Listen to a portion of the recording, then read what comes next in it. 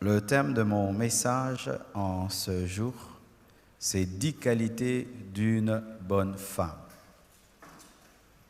Ce n'est pas toutes les qualités, il y en a tellement beaucoup, mais je vais m'appesantir sur 10 choses, 10 qualités d'une bonne femme. Et ce message n'est pas seulement pour les femmes mariées, pour les célibataires, pour les veuves, pour toute femme, 10 qualités d'une bonne femme. Et il y a 20, 30, 50, mais je vais me concentrer sur 10 seulement. Je salue aussi nos bien-aimées sœurs qui nous suivent sur Internet. Bonne fête à vous également. Nous allons nous tenir debout pour lire 2 passages des Écritures. Ruth 3, verset 11. La Bible dit dans Ruth 3, verset 11, « Maintenant, ma fille, ne crains point. » C'est Boaz qui parle. « Je ferai tout pour toi. Tout ce que tu diras, car toute la porte de mon peuple sait que tu es une femme vertueuse. » Une bonne femme. Vertueuse et bonne femme, c'est la même chose. Tout le monde savait que Ruth était une femme vertueuse, témoignage de Boaz. Proverbe 12, verset 4. Proverbe 12, verset 4. Une femme vertueuse est la couronne de son mari, mais celle qui fait honte est comme la carie dans ses os. Une bonne femme est la fierté de son mari, mais celle qui fait honte est comme la carie dans ses os. Proverbe 31, verset 10. Proverbe 31, verset 10. Qui peut trouver une femme vertueuse? Elle a bien plus de valeur que les perles. Les bonnes femmes sont rares. Les bonnes femmes sont rares et tu dois être parmi les raretés. Amen. Proverbe 31, versets 29 à 31, pour finir.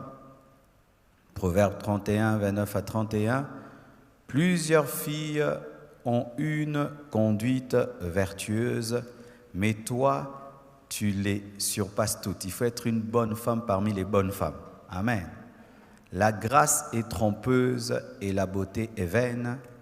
La force d'une femme chrétienne n'est pas d'abord sa beauté, ni son charme, mais la femme qui craint l'Éternel est celle qui sera louée. 31. Récompensez-la du fruit de son travail et qu'aux portes ses œuvres la louent. Que Dieu vous bénisse abondamment. Prenez place, s'il vous plaît.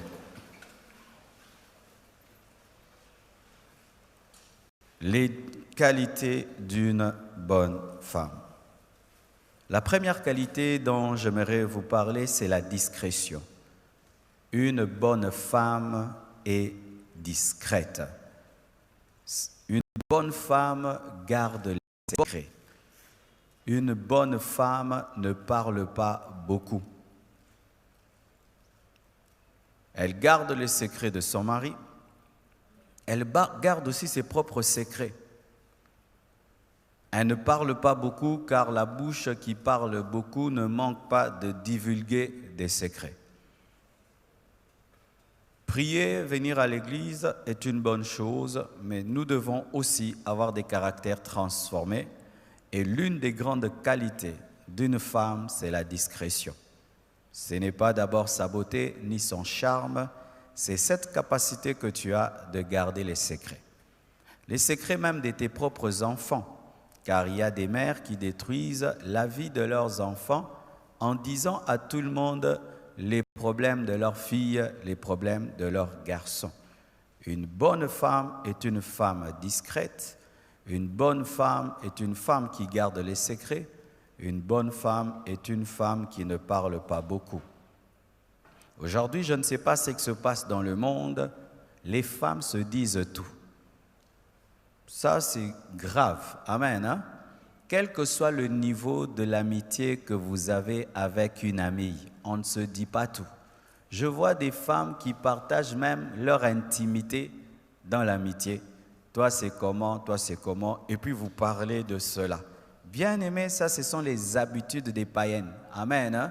Parce que quand vous faites cela, vous êtes en train d'exposer votre couple, que tu sois satisfaite ou pas. Quand tu dis tout le temps à tes amis, non, mon mari me satisfait, tu peux pousser ton ami à envier ton mari. Et quand tout le temps tu dis que mon mari n'est pas à la mesure, tu es en train de faire qu'il y ait des ragots autour de ton mari, jusqu'à ce qu'un jour il l'entendra et vous ne pouvez pas savoir à quel point ça peut déstabiliser un mari. Lorsque on est une bonne femme, on garde les secrets. Des mères qui racontent tout aux tantes, tout aux oncles, que mon enfant, ma fille a fait ceci, mon fils a fait cela. Mais le problème, c'est que lorsque tu partages tout sur tes enfants et surtout leurs défauts, il peut se faire qu'après 2 ans, 3 ans, ton fils a changé, mais toi, tu as dit tellement du mal sur ta fille qu'on va répandre une mauvaise réputation sur elle et demain, tu bloques son mariage. Pourquoi? Parce que tu n'as pas su garder le secret. Mais pas seulement cela, des très bonnes choses aussi peuvent arriver à tes enfants, mais toi, tu dis tout à tout le monde et tu leur crées des combats. Tu leur crées des jalousies parce que maman, par orgueil entre guillemets, aimerait dire à tout le monde que mes enfants maintenant ont beaucoup d'argent, mes enfants maintenant sont très bien et ça tombe dans les oreilles des ennemis. Une bonne femme est une femme discrète. Son mari peut avoir des millions de dollars, elle ne le dit pas. Ils peuvent réaliser des grandes choses, elle ne le dit pas. Elle ne tombe pas dans la vantardise, dans la loquacité, en train de tout dire à tout le monde. Et quand même, elle a des problèmes avec son mari, elle ne va pas le répandre partout. Même à l'église, chère maman, quand vous avez des problèmes dans vos maisons, ce n'est pas que vous devez aller dire partout. Pourquoi? Dans 2 mois, 3 mois, vous allez vous entendre, mais les gens gardent cette image-là que vous ne vous entendez pas.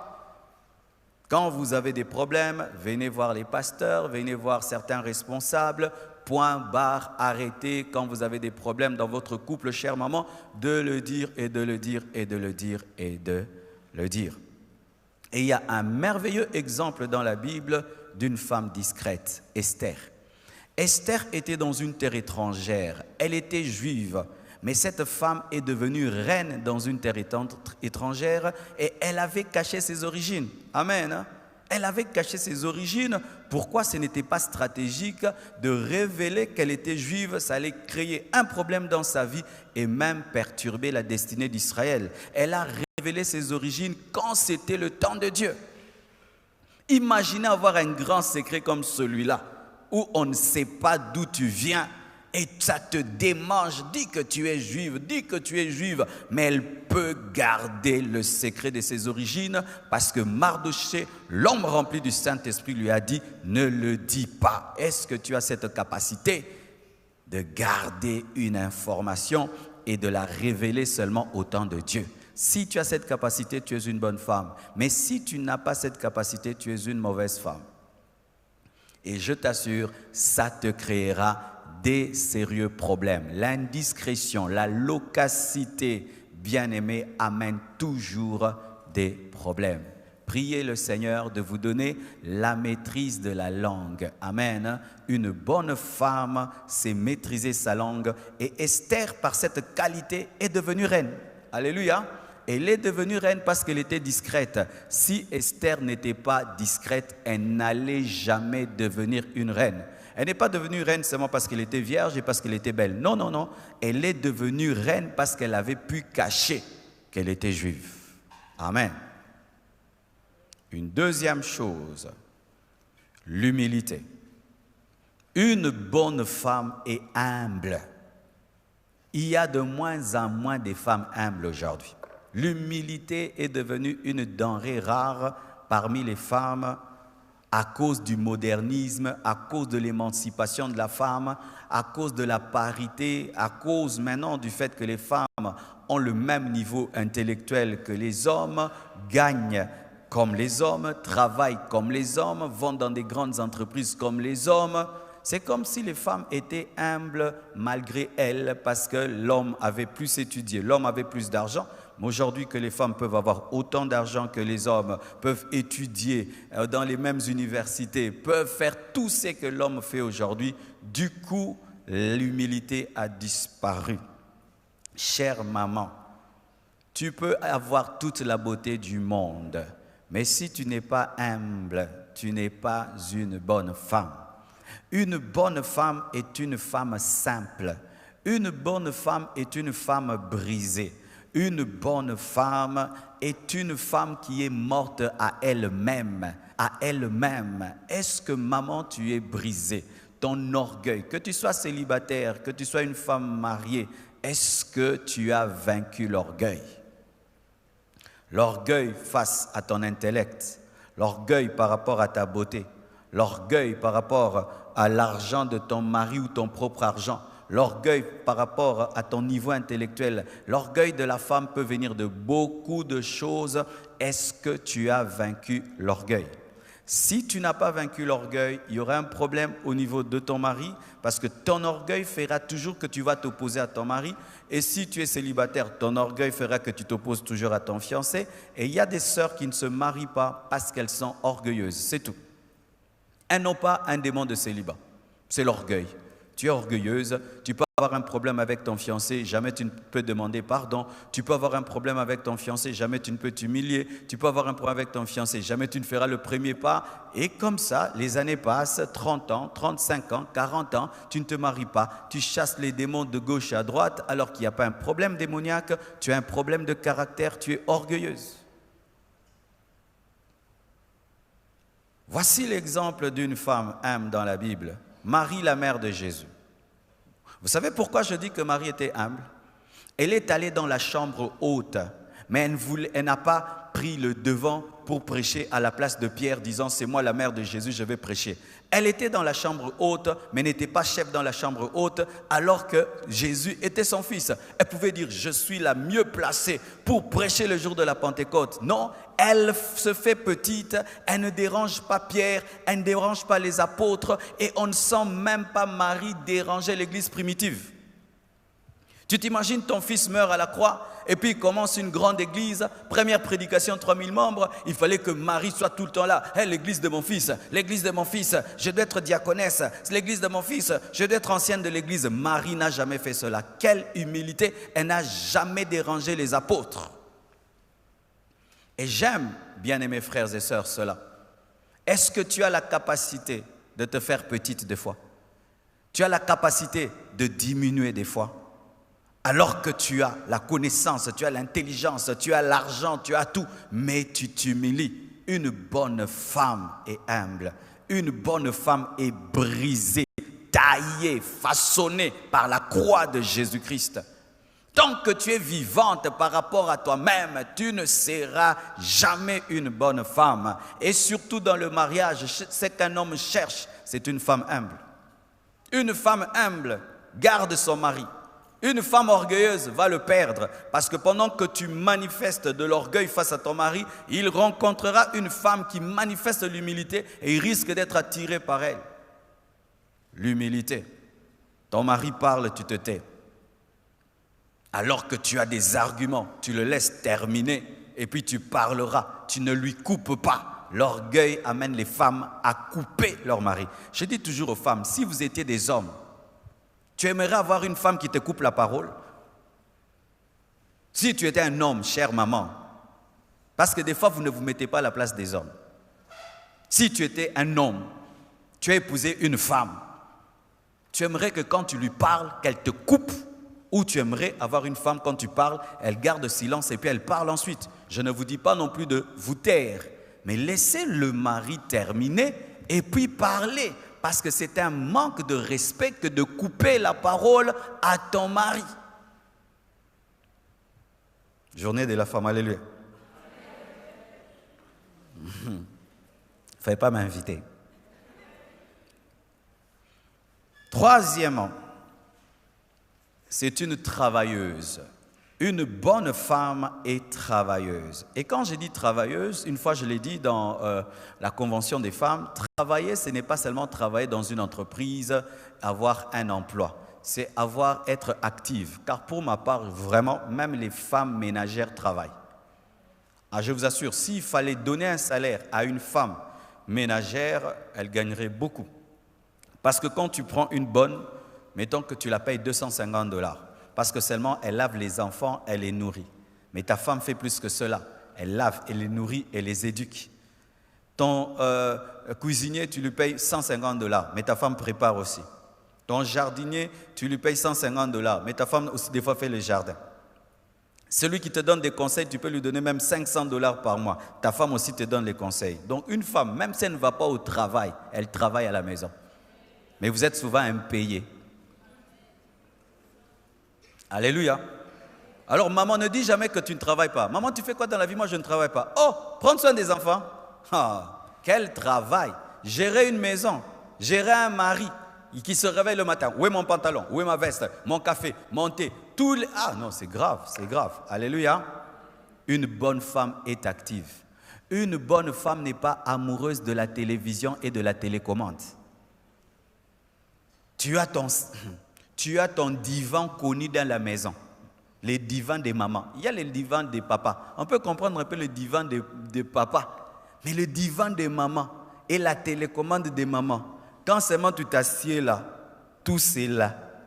Les beignets là, bouillis là, l'été là, les foufous là, la chikwang là. Quand tu t'assieds là, c'est la tour de contrôle. Et vous aimez vous placer dans un coin de la maison où vous surveillez les allers-retours. Comme ça, quiconque passe au Tindier. Je connais une femme comme ça. Donc, quand elle s'assied à la tour de contrôle, il faut éviter qu'elle te voie. Soit mon au Tindier. Hé, Yakawa, Yelanga, Memelanga. Une femme n'aime pas la télé. Une femme n'est pas attachée aux séries télévisées. Tes enfants attachés aux séries télévisées, toi aussi. Et vous, mes sœurs qui êtes célibataires, quand déjà tu prends l'habitude à la maison, tu ne travailles pas. Tu es madame télévision. Quand tu te marieras, tu auras de sérieux problèmes. Beaucoup de sœurs se marient. Il suffit seulement qu'elles torchonnent. Rien que cette partie-ci, Amélie Pema. Nassem Moussalamiri, Osalinini, n'a torchonné. Oyo nyoso. Même si vous avez des domestiques, chères sœurs, repasse tes habits, lave tes habits. Même si vous avez des domestiques, va à la cuisine, va travailler. Arrange ta chambre, classe tes habits, balaye ta chambre. Même si vous avez des domestiques, faites-le. Pourquoi? Quand tu vas te marier, tu auras un problème cardiaque. Pourquoi? Parce que tu es tellement paresseuse qu'un petit travail te fatiguera. Et qui te dit que ton mari aura déjà le moyen de te payer un domestique? L'habit que tu as porté, ma sœur, tu l'as repassé toi-même. C'est votre domestique qui l'a repassé. Hein? Votre chambre maintenant, si nous devons vous accompagner maintenant dans la chambre, qui peut nous amener dans sa chambre? Maintenant. On peut aller, hein? Qu'est-ce qu'il y a sous ton lit? Sous le lit, c'est devenu une armoire avec des toiles d'araignée. Tu n'arranges que là où les gens passent. Là où on ne passe pas, tu n'arranges pas. Tu arranges ta maison après 3 mois. Donc tu as 3 mois de désordre, 1 jour de propriété. Une femme est travailleuse. Quand elle gagne l'argent, elle pense comment investir. Elle ne pense pas aux bijoux. Amen, hein? Une femme chrétienne, quand elle a l'argent, elle dit comment je vais investir, comment je vais multiplier. Elle ne pense pas d'abord aux habits, elle ne pense pas d'abord aux bijoux. Elle pense à investir et à multiplier. Quel projet tu as, chère femme? Est-ce que tu rapportes même l'argent à la maison ou tu as le projet de le faire? Car sachez, comme je le dis toujours, si pendant la vie de ton mari, tu n'apprends pas à te battre pour gagner l'argent, le jour qu'il mourra, on t'appellera pauvre veuve. Mais si pendant qu'il est vivant, tu sais chercher l'argent, tu sais gagner l'argent, tu sais investir, quand il mourra, on t'appellera riche veuve. Quittez celle-ci. Beaucoup de femmes africaines attendent le mariage comme étant un salut financier. Pourquoi tu ne te bats pas dans la vie? J'attends qu'on m'épouse. Pourquoi tu ne cherches pas le travail? J'attends qu'on m'épouse. Pourquoi tu ne fais rien dans la vie? J'attends qu'on m'épouse. J'attends que Dieu me donne un mari riche. L'homme a un cerveau, tu as aussi un cerveau. L'homme a des mains, tu as aussi des mains. Et voici une femme travailleuse dans la Bible, Ruth. Nous aimons beaucoup parler de Ruth. Oh, Ruth a eu Boaz, Boaz a eu David, Boaz ceci. Mais sachez, Ruth a eu le mariage comment? C'est parce qu'elle était allée glaner dans le champ de Boaz. Ruth, c'est l'exemple d'une jeune fille qui va travailler à Vodacom et le patron de Vodacom l'épouse. C'est comme ça que Ruth s'est mariée. Elle est allée travailler à Vodacom et là, elle a accepté même de balayer Vodacom et le chef l'a vue et l'a épousée. Le mariage ne vient pas qu'en priant, jeûnant, venant à l'église. Tu peux avoir le mariage en investissant. Tu fais les affaires et tu rencontres un homme d'affaires. Tu bosses et tu rencontres un autre qui bosse. Elle est allée dans le champ et elle a rencontré un autre homme qui aime les champs. Celui qui travaille rencontre la bénédiction. Je vous assure, il n'y a pas un grand malheur dans la vie d'un homme que d'avoir une femme paresseuse. D'avoir une femme paresseuse. Et la paresse s'accompagne toujours de la saleté, s'accompagne toujours du désordre et s'accompagne toujours du gaspillage. Une femme qui travaille apprend à respecter la valeur de l'argent. Ma sœur, avec l'argent que tu gagnes, tu ne penses même pas acheter une parcelle et construire. Tu as même la paresse de construire ta propre maison. Tu es étudiante, tu ne te donnes pas étudier avec sérieux parce que tu es une femme. Pourquoi je vais me donner à distinguer? Moi, je ne veux pas être professeur. Pourquoi tu ne peux pas être professeur, ma sœur? Pourquoi tu ne peux pas aussi distinguer comme les autres? Non, un homme va m'épouser. Voici, si tu es une femme bagarreuse, quand tu auras des enfants, tu auras des filles qui savent se battre dans la vie parce qu'elles vont te prendre en modèle. Mais si tu es une mère paresseuse, tu auras des filles qui vont te ressembler parce qu'elles diront « Maman ne fait rien dans la vie, mais elle gagne bien la vie. » Si tu veux engendrer des filles exceptionnelles, sois une femme qui travaille dur. Elles vont te regarder, elles vont prendre exemple sur toi. Une bonne femme travaille. Alléluia. Elle n'a pas peur de transpirer.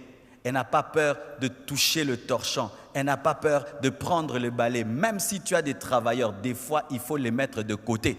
Alléluia. Ou toi-même, tu entres dans la cuisine. Ce n'est pas toujours bon que le mari ne mange que la nourriture du travailleur et du travailleur. Ruth a été élevée parce qu'elle travaillait. Elle a accepté même une basse besogne pendant un temps, glaner, ramasser dans le champ. Et Dieu lui a donné le champ, car si tu épouses Boaz, le propriétaire du champ est à toi. Des fois, accepter de commencer petit, où on te donne un petit salaire, mais tu manifestes l'excellence et tu as la promotion. Oh, tu peux commencer comme glaneuse et puis tu deviens propriétaire du champ. Mais lorsque tu travailles, équilibre toujours le travail et le couple. Amen. Et ça dans tous les domaines. Que ce soit le travail à la maison ou le travail en dehors de la maison, il ne faut pas non plus tomber dans le piège où tu n'es que boulot.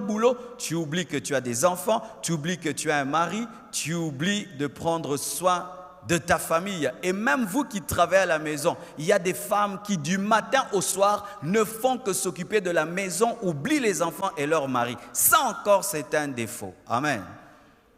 Tongo, balayer, nettoyer, balayer, préparer, nettoyer. Celui pour qui tu balayes, pour qui tu nettoies, tu ne causes pas avec lui, tu ne lui parles pas, tu ne lui donnes pas la tendresse et l'amour, mais tu es balayé, préparé, envoyé, balayé, préparé. Encore une autre erreur.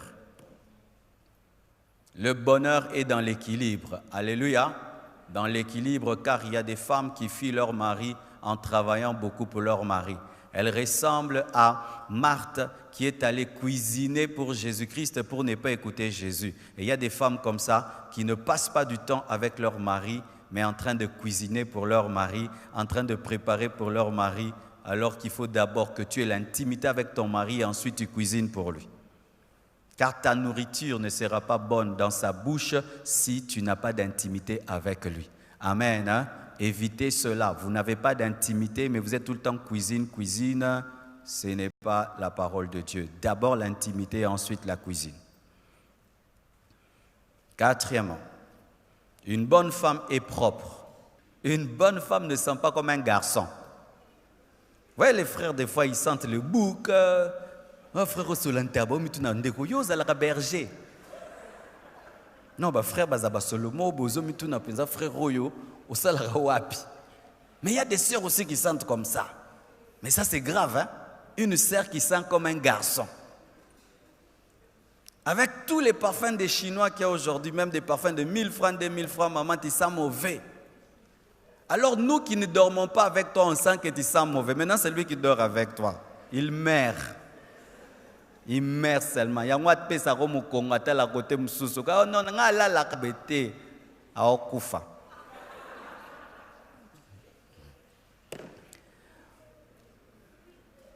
À cause du fait qu'anatomiquement, Dieu vous a créé différentes de nous, vous devez être très propre. Et là, je bénis Dieu pour les enseignements que maman Marceline donne. J'aimerais même qu'elle puisse reprendre ces enseignements-là sur la propreté de la femme. Je vous assure, même il y a des sœurs qui ne se marient pas parce que vous avez une mauvaise odeur. Ah oui? Une mauvaise odeur. Et nous, les chrétiens, si nous mettons tout sur le dos des démons,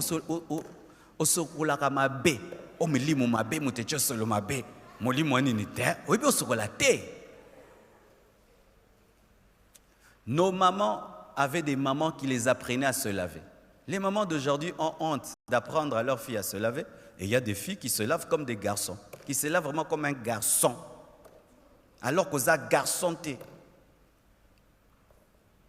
La nuit, tu ne te laves pas. Une fille. Donc, maman Marcel, il faut revenir à ces enseignements-là. Comment une femme doit se laver et pourquoi?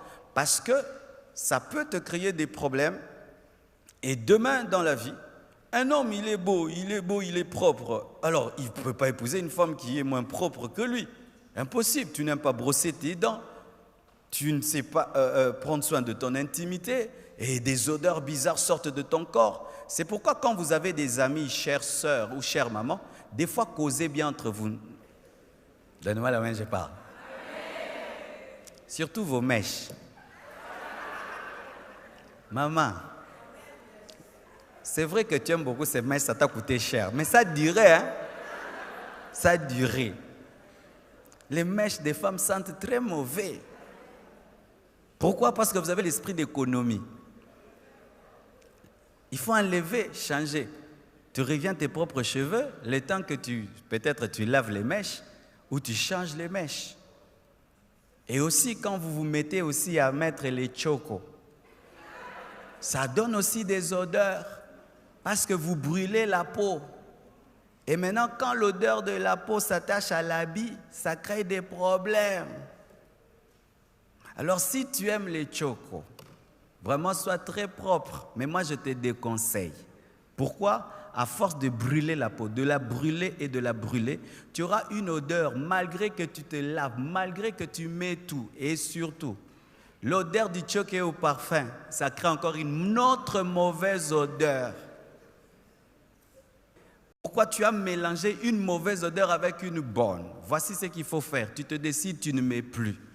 Chère sœur qui n'est pas mariée, quand tu es toute noire et tu te fais claire, tu sors de ta destinée. Parce que quand Dieu te crée noire, il a déjà préparé un homme qui va t'apprécier tel que tu es. Maintenant, quand tu quittes ta peau noire, tu deviens clair, il y a un homme qui va t'épouser parce que tu es clair, mais il n'est pas l'homme de ta vie, parce que Dieu t'avait préparé pour quelqu'un qui va t'apprécier en tant que noir. Alors maintenant, celui qui va t'épouser parce que tu es clair, alors que tu es noir, vous voyez maintenant quand tu deviens clair par les chocos, ça a des hauts et des bas. Amen.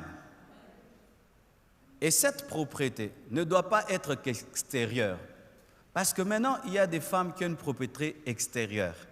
un beau jean, un beau body, nanana, mais une propreté doit être d'abord intérieure. Tu ne dois pas te rendre propre ou belle pour les autres, tu dois le faire pour toi-même. Avoir une propreté extérieure et intérieure, veiller sur la propreté de tes vêtements, la propreté de ton corps, la propreté de ton intimité, la propreté de ta peau, de tes cheveux, de tes dents. Il faut veiller dessus, je vous assure, et tu dois être ordonné. Un garçon peut ne pas savoir où se trouvent ses chaussures, où se trouvent ses pantalons, mais pas une femme. Une femme qui a la tautuna. Bodi nangane kendaki wap. Zato kendo lukayo. Tokuta kiangolo na couloir. Ok, bon ça pas tunanga moko.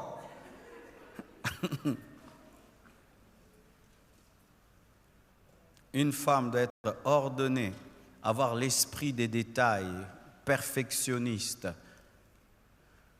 Je vois déjà ma petite fille Choukrani, comment elle est ordonnée. Personne ne lui a appris cela. Elle-même décide dans sa chambre, tout est à sa place. Si tu mets les désordres, elle peut pleurer. Elle peut pleurer. Quand on repasse ses habits, elle interdit qu'on mette ses habits dans la garde-robe. Mettez ses habits sur le lit, elle-même va les classer. On dit, pourquoi tu veux toi-même classer? Pour les retrouver facilement. À cet âge-là. D'ailleurs, chère maman, Bilambam Subokaba, ces habits-là que vous gardez, que vous ne portez pas, que vous regardez sans porter, offrez-les. Ça crée du désordre dans votre maison. Amassant des chaussures, amassant des pagnes, amassant des choses que tu ne porteras jamais. Mais c'est là, ça remplit ta garde-robe pour rien, ça crée un désordre. Prenez le temps d'enlever et d'offrir. Car amasser amène toujours un problème d'ordre. Quel exemple nous avons? Esther encore. Esther a été choisie parce qu'elle avait Dieu. Mais voyez la préparation d'Esther pour devenir reine. La Bible nous dit, elle se parfumait d'aromates, elle se lavait dans l'huile, elle se lavait dans le lait, elle se faisait belle et propre, malgré qu'elle avait une grande destinée, malgré que c'était une femme d'onction, malgré que c'était une femme puissante. Esther se parfumait, Esther se oignait d'huile. J'aimerais parler aux sœurs qui sont très très spirituelles. La spiritualité ne doit pas faire de toi un garçon. Amen, hein? Car nous remarquons que les femmes, plus elles deviennent spirituelles, elles ont l'onction, elles ont l'autorité spirituelle, elles veulent devenir des hommes. Non, Esther avait la grâce de Dieu, elle avait la puissance de Dieu sur sa vie, mais Esther prenait soin d'elle, elle était propre. Je vous assure, si même Esther avait une grande destinée et que se présentant devant le roi, elle était sale, elle sentait mauvais, il n'allait pas l'épouser. Cinquièmement, une bonne femme est calme. Une bonne femme a la maîtrise de soi. Une bonne femme est douce. Une bonne femme est patiente. Une bonne femme a un ton de voix qui calme. Une bonne femme est disciplinée. La Bible nous dit que lorsque Anne la prophétesse avait perdu son mari, elle avait décidé de servir Dieu dans le jeûne et la prière. C'était vraiment une vie de discipline. Et Anne est un exemple de maîtrise de soi. Le Seigneur lui avait demandé, après son mariage, de se consacrer à lui. Et jusqu'à sa mort, cette femme s'est consacrée au jeûne et à la prière. Une femme qui ne se maîtrise pas, qui ne maîtrise pas son corps, qui ne maîtrise pas ses pulsions sexuelles, qui ne maîtrise pas sa langue, qui ne maîtrise pas sa colère, est une mauvaise femme. Quand tu es en colère, tu te comportes comment? Quand ton corps te dérange et tu brûles et que tu traverses une période d'ovulation, comment tu te comportes? Il y a des sœurs en Christ, quand elles passent par l'ovulation, elles deviennent païennes. L'ovulation n'est pas un démon, c'est Dieu qui vous a créé ainsi. Et quand tu es rempli du Saint-Esprit, pendant que tu traverses ta mauvaise période, tu dois avoir la discipline. Il y a des sœurs qui sont consacrées en fonction de leurs hormones. Quand les hormones dérangent, elle devient impudique.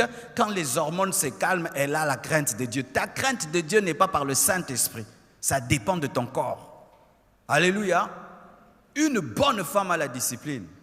Car mes frères et sœurs, imaginez un grand homme qui épouse une femme qui n'a pas la discipline de son corps.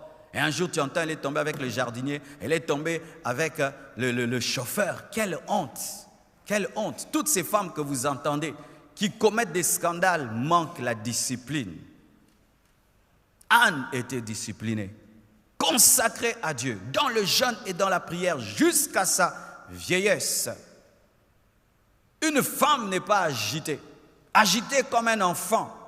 Tu es turbulente comme un garçon, agitée comme un garçon.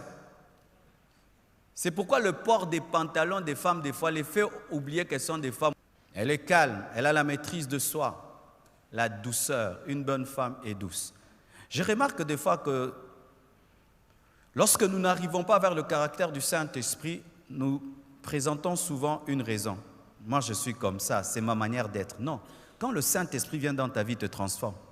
Quand Jésus vient dans ta vie, il te transforme. Si tu étais une femme qui parlait bizarrement, qui parlait durement, qui réagissait brusquement, le Saint-Esprit dans ta vie te donne la douceur, te remplit de patience et te donne un ton de voix calme.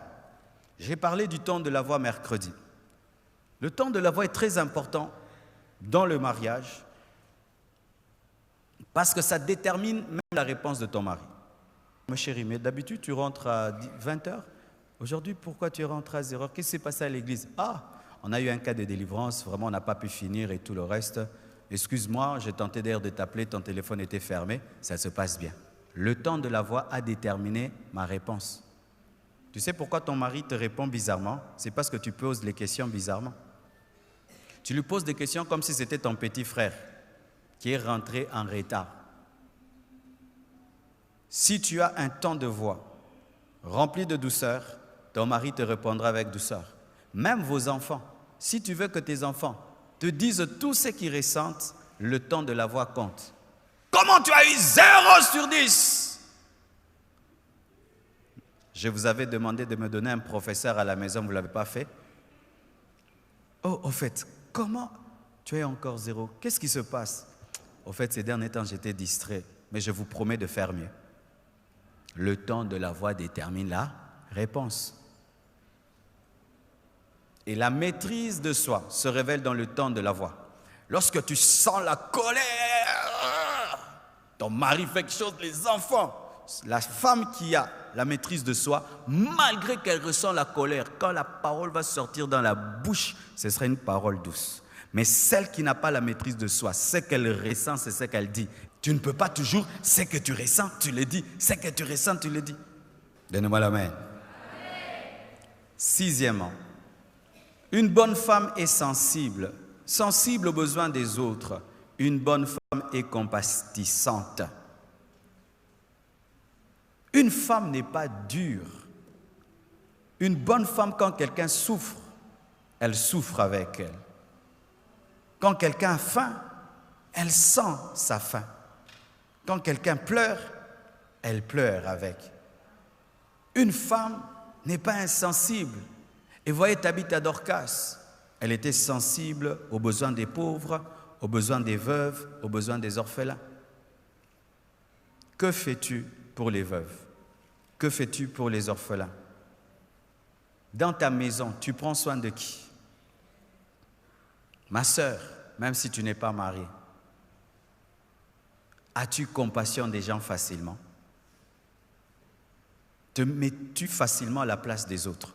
Cela peut révéler aussi si tu seras une bonne mère. Une jeune fille célibataire, remplie de compassion, sera une bonne maman. Pourquoi? Tu te mettras à la place de tes enfants. Tu protégeras ton mari, tu protégeras tes enfants. Tu seras sensible à leurs problèmes, à leurs douleurs.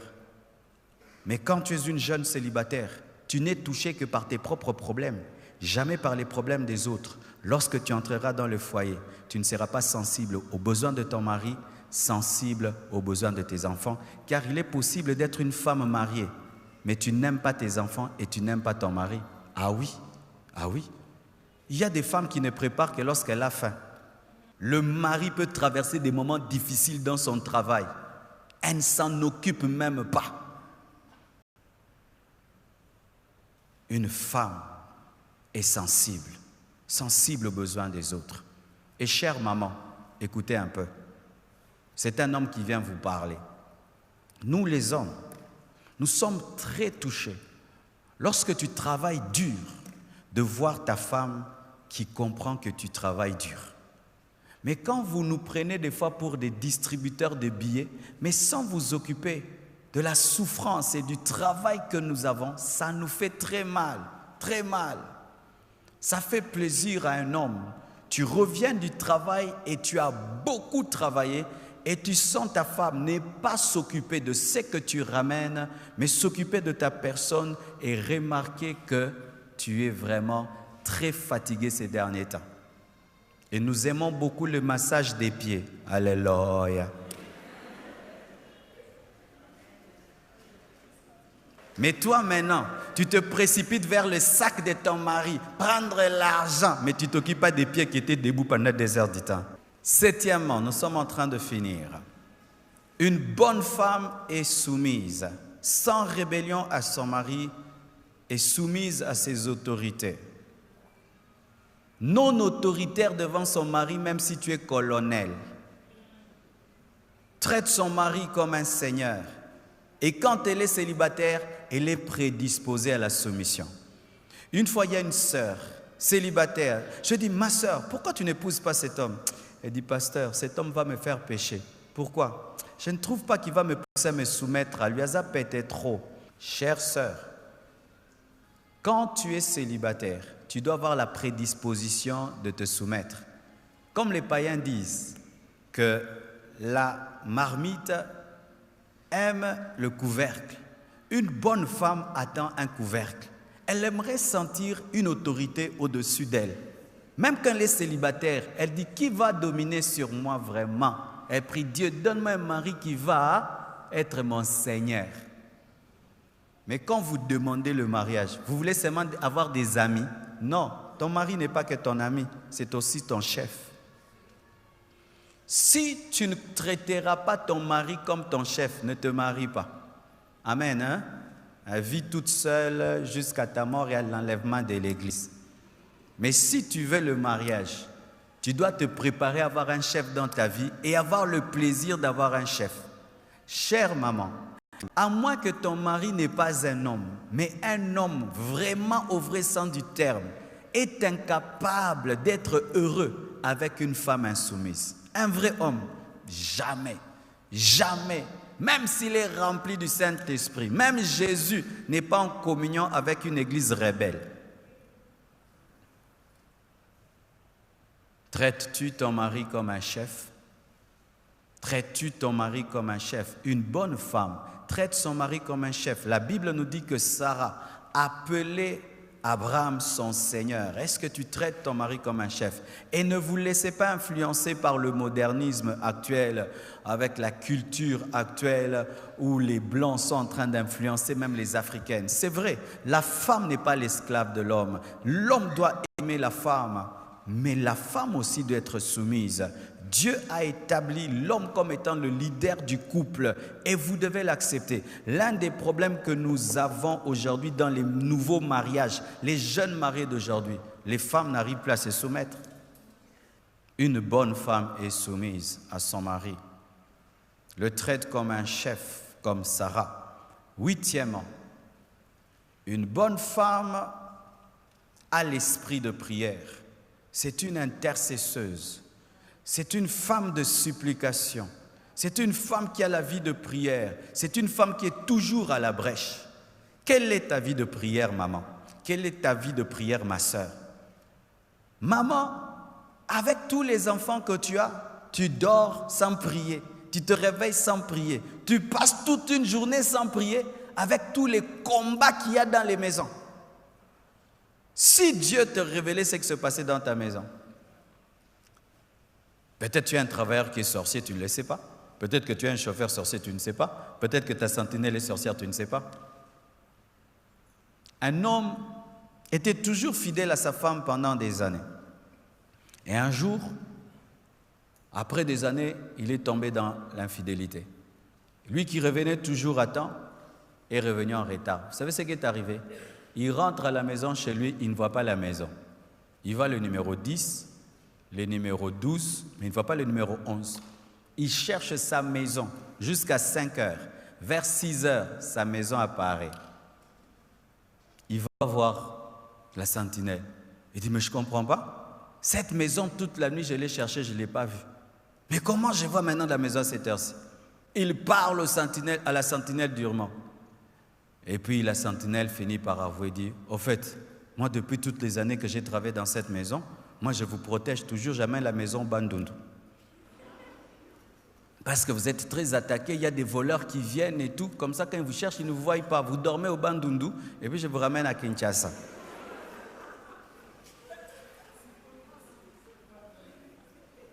Alors ce jour-là, il avait cru que le patron avait dormi dans la maison parce qu'il avait emprunté une autre voiture. Il ne s'était pas comporté comme d'habitude, mais ce jour-là, le patron n'avait pas dormi dans la maison. Et maintenant, quand lui est venu, la maison était partie au Bandundu. Et elle était revenue à 6 h du matin. Vous imaginez? Ils ne savaient pas depuis toujours qu'ils avaient une sentinelle sorcière. Une bonne femme prie pour son mari, prie pour ses enfants, prie pour sa maison, prie pour la nourriture, prie et prie et prie et prie et prie et prie. Elle a un rendez-vous avec Dieu. Elle a même un endroit dans la maison où elle va chercher Dieu. Quelle est ta vie de prière, maman? Il y a des choses que tu ne combattras, que tu ne vaincras jamais dans l'intelligence. Jamais. Les démons, les puissances des ténèbres, un mauvais caractère d'un mari, tu vas le changer comment? En te fâchant? Si tu te fâches, il se fâche davantage. Ma mère a gagné mon père à genoux. Mon père pouvait sortir et il revient tard. Ma mère s'élève, il la tape encore. Hein? Il a tort et puis il la tape. Et puis il repart encore 3 jours. Il revient encore, il tape. Ma mère a commencé à fréquenter les gens du full gospel. Elle a commencé à prier et Dieu a changé son mari. Tu vois le mauvais caractère de ton mari, il persiste parce que tu ne pries pas. Tu te chamailles, tu te chamailles, tu te chamailles, tu rends le mal pour le mal au lieu de prier, alors qu'il y a une puissance de ténèbres derrière votre couple qui veut le détruire, amener le divorce. Mais toi, une femme, tu ne pries pas, tu passes le temps devant la télé. 1 heure du temps que tu passes devant la télé, si tu pouvais transformer 1 heure de télévision en heure de prière, tu aurais déjà vu le résultat dans ta maison. Vous passez le temps devant novelas, télévision, WhatsApp, Internet, mais peu de temps de prière et vous êtes étonné que la gloire de Dieu ne se manifeste pas dans vos vies. Ma sœur, une fille célibataire qui a déjà l'esprit de prière amènera cela dans sa maison. Oh, ma sœur, c'est maintenant que tu dois avoir la vie de prière. Amen. Hein? C'est maintenant que tu dois avoir la vie de prière. Lorsque tu es une femme de prière célibataire, tu seras une maman de prière. Sinon, Dieu va te donner la vie de prière par les problèmes dans les foyers. La Bible nous parle d'une femme de prière, Anne, la mère de Samuel. Quand elle a eu des problèmes dans son foyer et que les enfants ne venaient pas, elle a commencé à aller vers son mari, donne-moi les enfants et tout le reste. Après, elle a compris que ce n'est pas mon mari qui va me donner les enfants, ce n'est pas Elkana qui va me donner les enfants, c'est l'Éternel. Elle s'est tenue devant Dieu, elle a commencé à prier, et puis elle a fait un vœu à Dieu. Si tu me donnes cet enfant, je te le donnerai. Et Dieu lui a donné un prophète. Elle avait atteint un niveau de prière qui dépassait même le sacrificateur, de sorte qu'il ne pouvait pas comprendre sa dimension spirituelle, pensant qu'elle était ivre alors que cette femme vibrait en esprit. Une bonne femme est une femme de prière. Et je vous assure, un homme, même si c'est un païen, s'il a une femme qui prie, il se sent en sécurité. Il y a des païens comme ça. Je connais un monsieur païen, il sait que Dieu parle à sa femme. Lui, chaque fois qu'il trompe sa femme voit. Partout, sa femme voit. Il dit, hé, cette femme m'attrape. Tu sais comment il fait? S'il veut que Dieu lui parle, quand sa femme dort, il dit, Seigneur, moi je sais que tu ne me parles pas, mais cette fille-là, tu lui parles. Et qu'est-ce qu'il fait? Il prie, et puis il touche sa femme. Dieu, montre-la. Et la femme rêve la nuit. Le matin, dit, chérie, j'ai vu, tu voulais faire telle affaire, mais Dieu ne voulait pas ça. Amen. Si veut faire une affaire, chérie, mais prie pour cette affaire. Et puis elle prospère. Et si sa femme le maudit, il dit, arrête de me maudire, pardon. Un homme, c'est ça en sécurité, même les enfants. Je vous dis, des enfants qui dorment dans la maison, mais qui entendent leur maman la nuit. Tu vas vraiment ponguer bien. Ah, alléluia. Chère sœur, travaillez déjà votre intimité avec Dieu, dès maintenant, alors que vous êtes célibataire. Parce que quand le mariage vient, le mariage perturbe la vie de prière. Demandez à toutes les femmes qui se sont mariées. Sinon, surtout si tu épouses un homme qui n'est pas spirituel, un homme qui est charnel, il va combattre ta vie de prière parce qu'il ne comprend pas comment tu peux prier 3 heures de temps. Profitez maintenant que vous avez la vie, vous êtes seul pour bâtir une vie avec Dieu. Amen. Pour terminer, 10e. Ah, 9e, ok. C'est une femme qui a la connaissance des Écritures, une femme qui médite la Bible, qui est régulière aux enseignements à l'église, qui aime les enseignements, les explications. Vous voyez, pendant que j'enseigne comme ça, les bonnes femmes sont contentes. Bonne femme aime la connaissance, parce que la connaissance te permet de discerner les prophéties. Amen. C'est une femme qui a la connaissance des Écritures, qui médite la Bible, qui lit même des livres spirituels. C'est une gagneuse d'âme, une enseignante de la parole. Et je bénis Dieu pour le programme des femmes cette année. Nous allons faire la DNM des femmes. Nous voulons aussi découvrir des appels parmi les femmes. Et il y a une femme dans la Bible qui s'appelait Priscille. Priscille était une femme qui maîtrisait les Écritures, de sorte qu'elle était à côté de son mari Aquila. Elle a pu même corriger un grand apôtre de la parole qui n'enseignait pas la Bible avec exactitude. Une bonne femme lit la Bible. Où sont parties ces femmes qui ont tout le temps leur Bible à côté, qui mémorisent des versets bibliques, qui conseillent leurs enfants avec les il est écrit? Quelle est ta relation, maman, avec la Bible? Ma sœur, quelle est ta relation avec la Bible? J'ai remarqué ceci. Si même tu n'es pas très intelligente, si même tu n'as pas une très grande sagesse, les femmes qui lisent beaucoup la Bible ont une grande sagesse. Pourquoi? Elles ont la connaissance de la Bible. Elles peuvent te dire, la Bible dit, la Bible dit. Est-ce que tu peux dire la Bible dit? Souvent, vous nous laissez à nous les hommes la Bible. Vous laissez aux hommes de maîtriser les Écritures.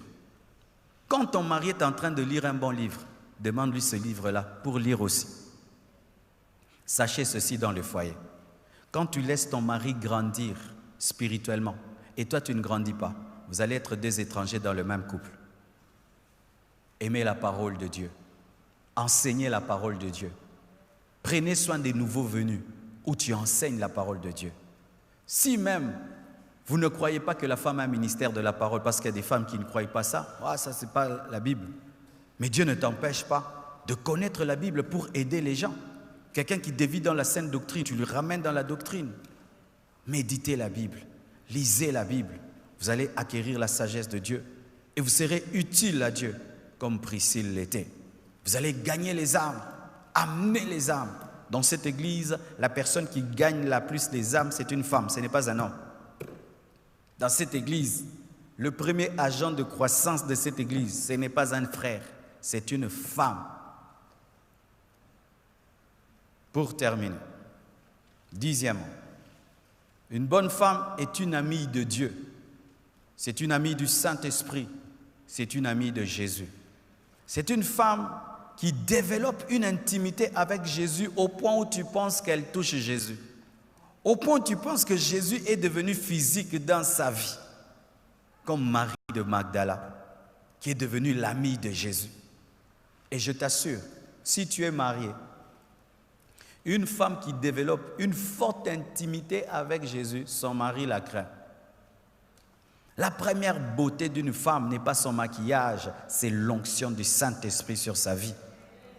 La première chose que vous devez chercher le matin, ce n'est pas mettre le rouge à lèvres, c'est vous agenouiller, être des amis du Saint-Esprit. De sorte que tu puisses dire à ton mari, Jésus m'a dit, le Saint-Esprit m'a dit, ne fais pas ça. Alléluia. Une bonne femme est une femme prophétesse. Être prophétesse, ce n'est pas seulement le ministère, c'est-à-dire que tu as la capacité d'entendre Dieu. Où tu pries pour tes enfants, tu dis, je vois que tu es un mauvais ami, fais attention. Alléluia.